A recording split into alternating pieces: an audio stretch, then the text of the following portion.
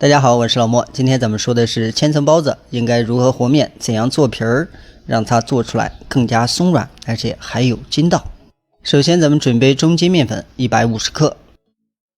干酵母準備 1.5 克，也不要太多，攪匀。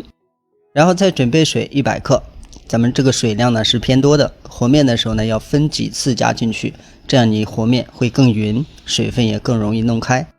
另外大家需要注意，面成团之后，因为它偏黏，在盆裡可能揉不開，所以呢案板上撒上干粉，開始的時候多撒一點，然後沾上面粉，再開始揉面，像這麼來回幾次，基本上就能揉得很乾淨。面揉好之後，就像畫面中這樣不粘手了，直接蓋起來發酵。這個發酵呢一定要讓它發得久一點，發透發好為止。然後咱們今天的餡呢是花生米加白糖，這樣咱們吃起來口感甜又香。下一步油酥，咱們準備10克熟面粉加上15克油，然後攪拌油酥的時候一定不能讓它有干粉，攪拌的像這樣細膩流動自如就可以，千萬不要太稠。這塊面團就已經發好了，拍起來咚咚響，然後咱們取出來的時候呢，它手感偏黏，這個很正常，咱們案板上一定要多撒干粉，這樣方便咱們操作，這個面團不沾手，直接像這樣給它拍平。記住這個呢不需要揉面，一定不能讓這個面在這個時候起筋，然後再用擀面杖擀開，這個呢就相當於揉面，而且比咱們手工揉面的效果更好，它也不容易斷。擀面唯一要注意的就是厚薄，力度一定要匀。擀開之後，這個油酥呢一定要攪拌一下，因為它會沉澱，再把油酥直接鋪在上面，然後把油酥抹開。這一步只有一個要求，抹匀，每一個地方都要抹到。下一步直接開始卷，卷的時候呢一定要卷得細一點，不要剪得太寬，這樣它的層就是薄又多。